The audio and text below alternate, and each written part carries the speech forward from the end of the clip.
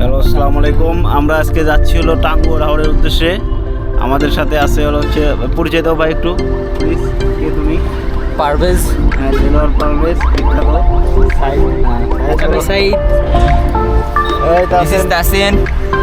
এই আমি আছি সজীব। পরিচয় দাও। জাতীয় ভাবি আর কি জাতীয় ভাবি। আর সব ও আচ্ছা। আমরা এখন পান্থপথ থেকে যাত্রা শুরু করলাম। Of two Tanguar Haor. এখন ঘড়িতে সময় কয়টা বাজে দেখছো? 1:30 বাজে।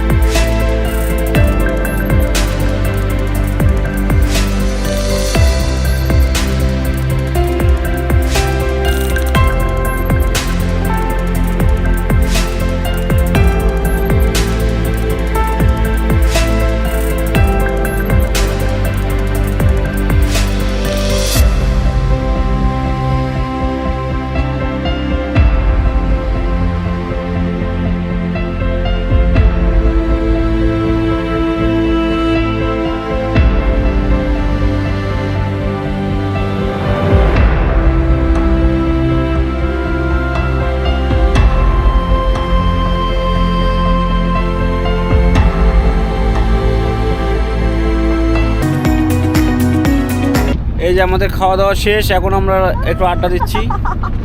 এই যে পোলাপান সবাই আড্ডা দিচ্ছে।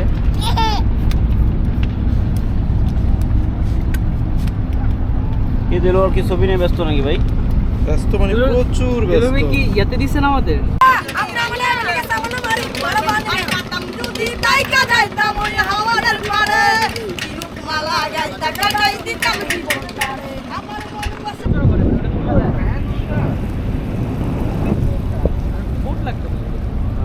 আগে না আমার ইয়ে নেই।